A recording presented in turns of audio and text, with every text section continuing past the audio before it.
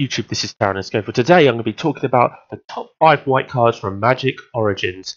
Now, I've came back from the Grand Prix. I played a lot of sealed play, a lot of limited play. Come back, so I've played a bit of Cube, I've played Modern, and I've played Standard. I've even dabbed in a little bit of Legacy. And so I'm going to talk about the cards I feel have impacted those formats the most. For starters, I'm going to talk about at number 5. I'm going to talk about a card that I placed in my cube, which has actually worked very, very well.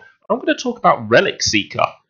Now, Relic Seeker, as you can see, it's a renown one. And when it becomes renowned, you may search your library for an equipment card, reveal it, and put it into your hand. It's a 2/2. It becomes a 3/3 when it gets in. Now, I placed this into my cube, and it's actually done a lot of work. It's actually put in a lot of interactions. So it's always changed how the opponent has played their game, which is really important for Cube. That's what you want, and it's a perfect casual card as well. So it made it into my cube. I'm not regretting it. Go. Coming in at number 4 is another card that made it into my cube, and it's a card that not a lot of people actually expect to bring in. I've also seen a bit in mono white. I've seen people test it out in mono white, in modern, even in standard, and it doesn't work that well. But in cube, it's a nice interaction. I'm talking of Empyrean Tactician. Now, this is probably a card that you probably would not expect to be on this list, but in limited, it's also an all-star. In the cube, I feel like it's an all-star as well. If you're playing a modern cube, I think this is one of the cards that will definitely make it in. If you're not, and if you're on like a budget cube, this is again another all-star card. It's a perfect card. It's a card that people interact with. It can end games, and it's got good gameplay to it, and that's the most important thing about this list. Coming in at number 3, and we're getting a little bit more serious here. I'm talking about Starfield of Nyx. Now, Starfield of Nyx is at the beginning of your upkeep. You may return target permanent enchantment card from your graveyard to the battlefield, as long as you control 5 or more enchantments.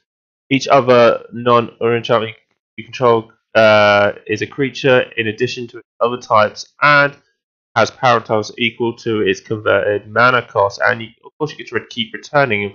This has made a deck with the Sigil of the Empty Throne, where they just made angels with silk wraps and suspension field and all of the enchantment removal basically.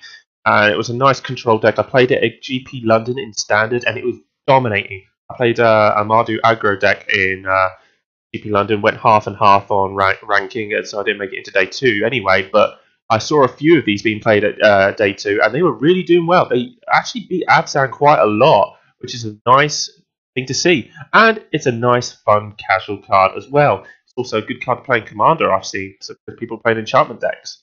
People love enchantments. This made it at number 3. Coming in at number 2, and this might be a little bit, at number 2 we've got Kyphion, Hero of Akros. At end of combat, if you have 2 other creatures attacking this creature, exile Kyphion. He also gives himself indestructible. So he does his damage. It's a 1-drop at 2/1. And Gideon Battleforged, where he does his...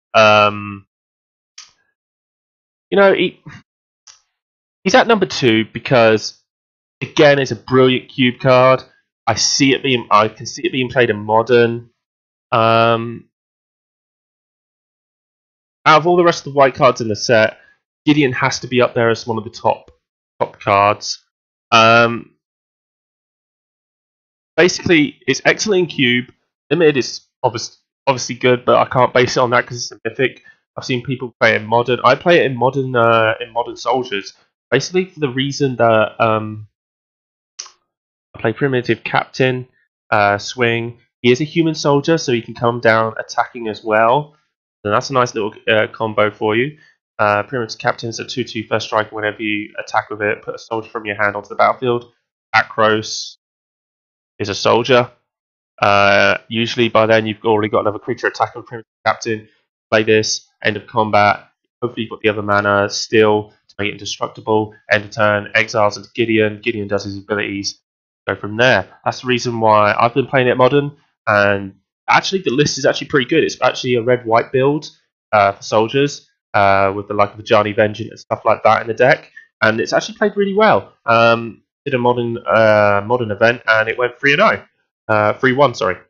So not bad, and it was taking on like Living End and stuff like that. So it wasn't like right. Number one, this is a card that is hyped to change every single format apart from standard, and I can see why. It's going to see play in Commander, I've been told, and it's also going to see play in the Eternal formats, mostly the Eternal formats, and a lot of people. It's been overshadowed a lot, but I'm talking about Hallowed Moonlight. Now, this is my number one. Until end of turn, if a creature would enter the battlefield and it wasn't cast, exile, and said draw a card. Now, this is the reason why my deck beat Living End. Because of Hallowed Moonlight, I had 4 on the sideboard. All 4 came in, and it just destroyed the deck. At Living End, they're not casting the creatures when they enter the battlefield. Hallowed Moonlight, it's a strict better improvement over any other card. The Living End deck is pretty much dead if they're playing against the white decks. They can't do nothing. I wish I had this a long time ago, because my red-white build from before gave Living End a hard time, and I didn't even have this sideboard option. And now my deck crushes Living End. Red-white Soldiers just crushes Living End now, and that's just because of this card. It's also been talked about against Dredge in Legacy. Now I can see this. I don't know if this is too slow. The draw card helps, but we'll have to see. But I'm pretty sure it will see a lot of play in Modern. Definitely, if you're playing white, this will be in your sideboard, guaranteed. I picked up mine for that reason, and it's my number one card.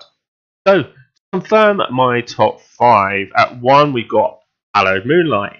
At number 2, we have Kythian.